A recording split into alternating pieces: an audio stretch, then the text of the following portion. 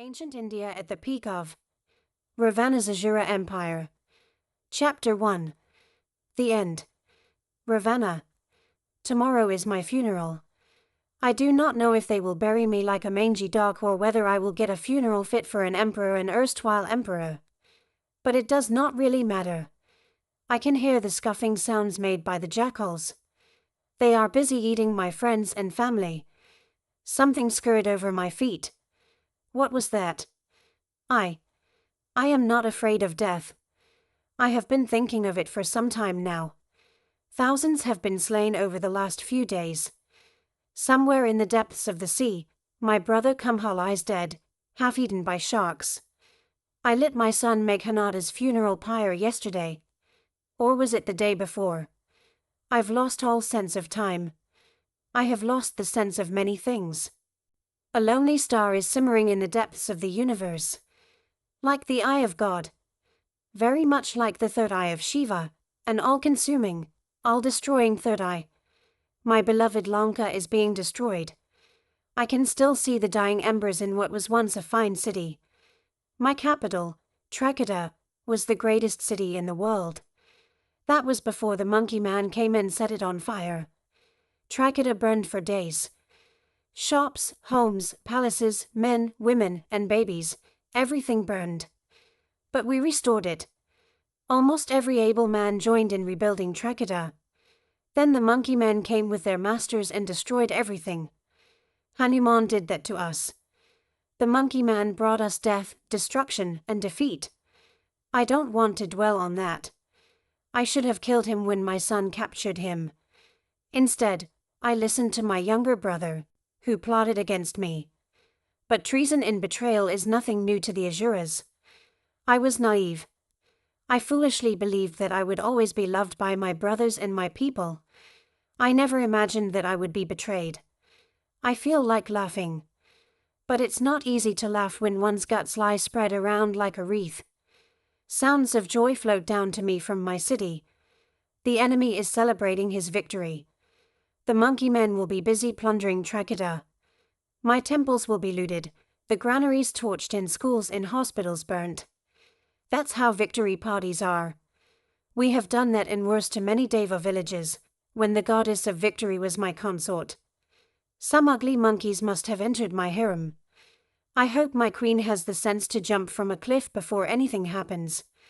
I can't control anything now. I can feel the hot breath of death on my face. The jackals have come. Which part of my body will they eat first? Perhaps my guts, as they are still bleeding. What if a part of my breastplate chokes a jackal? I chuckle at the thought. A jackal sinks his teeth into my cheek and rips off a chunk of flesh. That's it.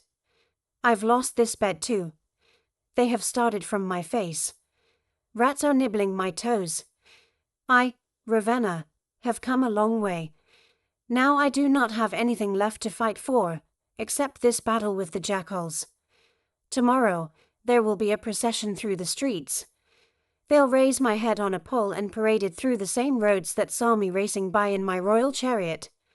My people will throng to watch this spectacle with horror and perverted pleasure. I know my people well. It will be a big show. One thing I cannot understand is why Rama came and stood over me after I had fallen. He stood there as if he was bestowing his blessings on me. He said to his brother that I was the most learned man in the world and a great king and one could learn the art of governance from me. I almost laughed out loud.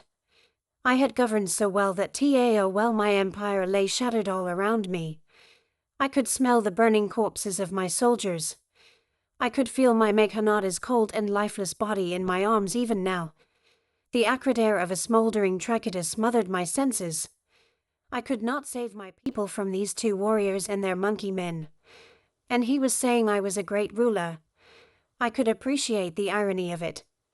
I wanted to laugh at my enemy, laugh at the foolish men who trusted me and who were now lying all around, headless, limbless and lifeless. I wanted to laugh at the utopian dreams of equality for all men on which I had built an empire. It was laughable indeed. But that was no way for an emperor to die. I have worked hard and fought with the gods and their chosen men. I doubt if heaven has a place for people who die of laughter. Then just as suddenly as it had started, the rats and jackal scurried away. A shadow, darker than the dark night, fell upon me. A dark head with curly hair blocked the lonely star from my view. Is it Kala, the god of death, who has come to take me away? I struggled to open my eyes wider, but dried blood held my eyelids together. Is it one of Rama's lowly servants who has come to sever my head and take it back as a trophy? I want to look him in the face. I want to look into his eyes, unwavering and unflinching in my last moments. Something about that head and curly hair reminds me of my past. Do I know him? He leans down and looks at my face. Ah, it is Bhadra. My friend, perhaps the only friend left, but I do not know if I can call him my friend. He was my servant, a foot soldier to start with. Then he got lost somewhere along the way.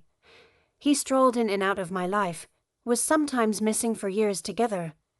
Bhadra had access to my private camp when I was the head of a troop that resembled a wayside gang of robbers rather than a revolutionary army. Then, he had access to my private chambers when I was the king of a small island. Finally, he had access to my bedroom when I was ruling India.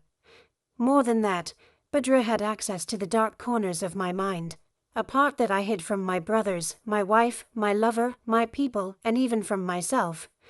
What is Bhadra doing here? But why am I surprised?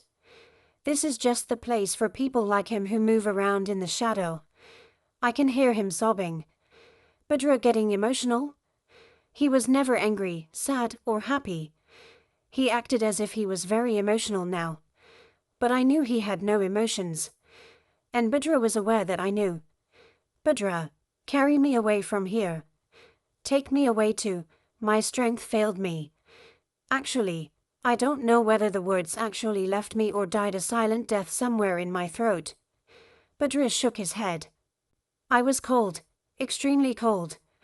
My life was ebbing out of me. Then Bhadra hugged my head to his bosom. I could smell his sweat.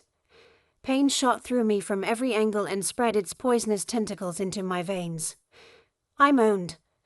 Bhadra laid me back on the wet earth, wet from my blood, the blood of my people, the blood of my dreams, and the blood of my life. It was over. A sense of sadness and emptiness descended on me. I will complete your work, Your Highness. Do not worry. Go in peace. I will do it for our race. My methods may be different, even ignoble, compared to yours. I, too, was once a warrior, but I have grown old. Arms frighten me now. I'm terrified of war. I can't even hurt a child. Nevertheless, my methods are deadly. I will get revenge for you, me, and our blighted race. Rama one of Ama won't go free for what he has done to us. Believe me and go in peace. I did not hear most of the things Bhadra said. Strangely, however, I was soothed and slipped away from this foul-smelling Asura and drifted back to my childhood. 1,000 images rushed to me. My early struggles, the pangs of love and abandonment, separation, battles and wars, music and art, they flashed through my mind in no particular order, making no sense. Meaningless, like life itself. I sensed Bhadra bowing down to touch my feet, then walking away. Bhadra, I wanted him to come back and take me to some doctor who would put my intestines back, fit my dangling left eye back into its socket and somehow blow life into my body. I wanted to withdraw to the Sahayas forests in the mainland and start a guerrilla war. As Mahabali had done years ago. I wanted to start again. I wanted to make the same mistakes, love the same people, fight the same enemies, befriend the same friends, marry the same wives and sire the same sons. I wanted to live the same life again. I didn't want the seat Rama has reserved for me in his heaven. I only wanted my beautiful earth. I knew such things were not going to happen. I was 60, not 16. If I lived, I would be a one-eyed, dirty, old beggar in some wayside temple, with stinking, tattered clothes. A long way from what I once was. I wanted to die now. I wanted this to end. I wanted to go away. Let the burning cities take care of themselves. Let the Asuras fight their own wars and be damned along with the Devas. I only wanted to return to my childhood and start over again, every single damn thing, again and again, and again.